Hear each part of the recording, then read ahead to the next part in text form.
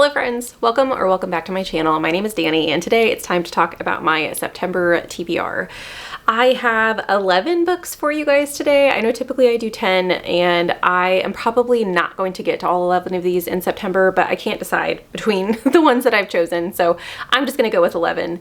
We will start with my physical read as I always do. If you guys haven't been following along with me this year, I have made a goal of reading at least one physical book every single month, and so far I've met that goal. I actually read 2 in the month of August, so pretty proud of myself because it does take me a little bit more time, a little bit more effort and planning to read physically, and I really do enjoy it. I've really loved a lot of the physical reads that I've had this year, and I don't think that this one's going to be any different.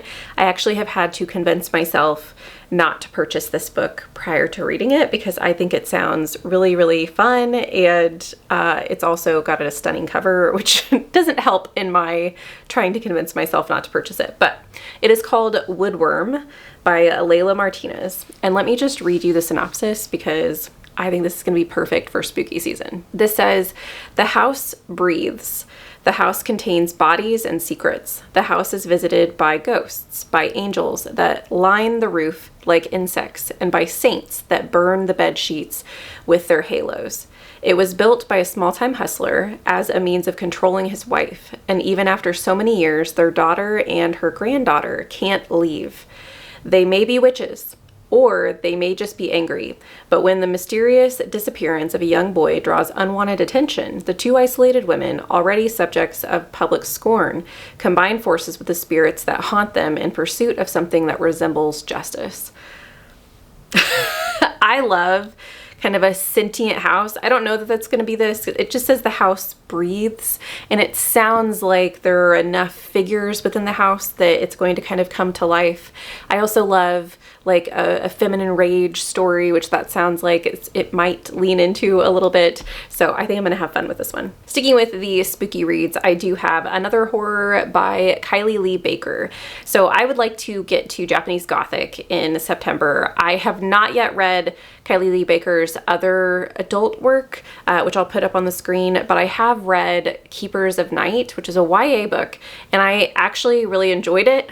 And I say actually, if you guys don't know me, I have a really bad luck with YA, and so any author that can write a YA book that I am just fascinated by, I am intrigued by their writing style and the things that they tend to bring into their stories, especially Japanese lore, and that is one of the things that Japanese Gothic is said to bring in is Japanese mythology. So I am intrigued in that. The only other thing I know about it, other than a lot of people are gushing about it, is that it involves 2 time periods, centuries apart, that are somehow connected by a door, which I have enjoyed in the past, titles that have similar things but not horror. So I've never read a horror with that type of scenario, so I am interested to see how that happens. I've also been told that this has like not found family vibes, but it does kind of have like a little bit of a heart to the story, but it's also super gory, I think. I'm excited to get to it. I think it's gonna be great. Another read on my September TBR is The Library After Dark. This has been one that's been on my list for a couple of months now, and I just keep not picking it up. And so I'm gonna put it on an official TBR and make myself pick it up.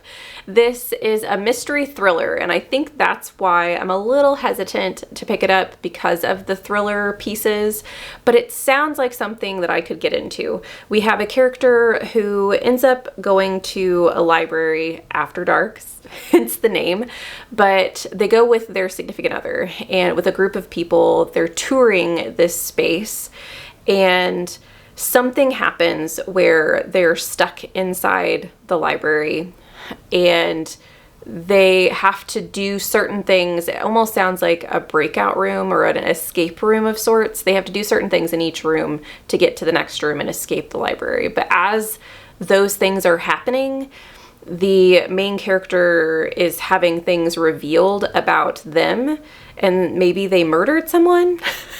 I don't know. It's been a minute since I've read the synopsis, but I know that the main character that we're following is trying to hide a huge secret. And I think that it might be that she's killed somebody. But don't hold me to that. I'll have to let you know after I read it. To give myself a little bit of a reprieve from the spooky, I also wanted to put in a cozy book. Actually, I think I have a couple, but one specifically is definitely cozy, and that is The House Witch. This book I have been eyeballing for a really long time.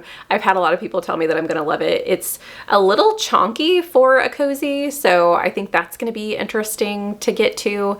I love cooking. I love food in books, and this is about a witch who cooks for I think it might be the royalty. They get hired within the castle. There's some like court politics that they kind of are nosy about.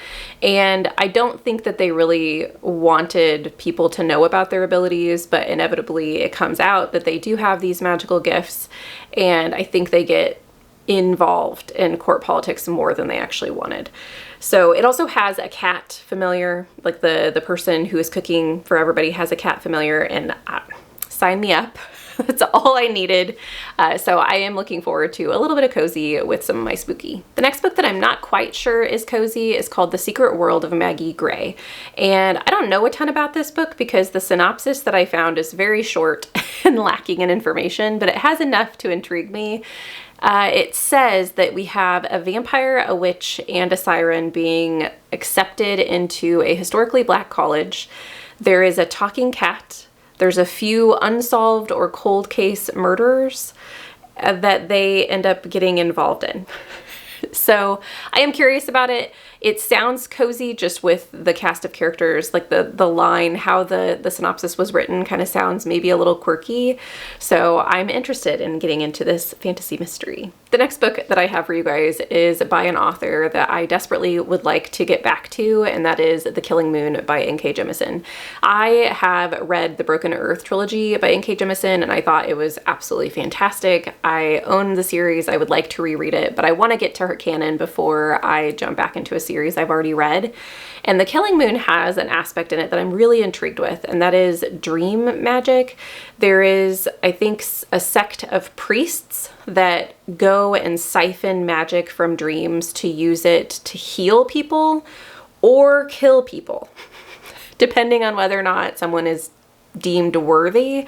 And I think that there's some conspiracy within the priest sect that maybe, I don't know if they're killing people that they shouldn't be or what, but one of the priests ends up being told to go and kill someone, and they elect to protect them instead because of some reason. So I'm intrigued enough to pick this up. I do think this is also a trilogy, and I haven't heard as many people talk about this one as I have the Broken Earth trilogy. So I'm interested in getting into some of N.K. Jemisin's backlist that isn't quite so popular to see if, I don't know, if I like it more or if I agree with the masses. The next book that I have on this list is actually my most recent purchase, which was on my TBR before I purchased it, but I went to a used bookstore yesterday and happened to run across this pristine copy for pretty cheap, and I was already eyeballing reading the book for this month. As I said, it was already on my TBR, and so I just figured it was meant to be,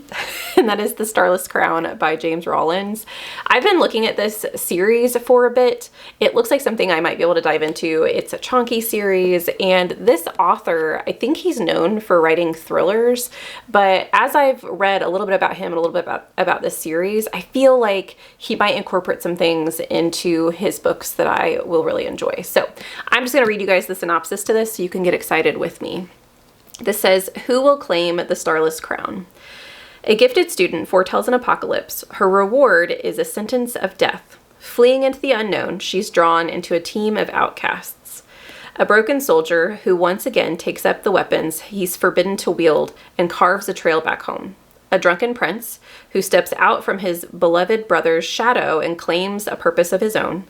An imprisoned thief who escapes the crushing dark and discovers a gleaming artifact, one that will ignite a power struggle across the globe.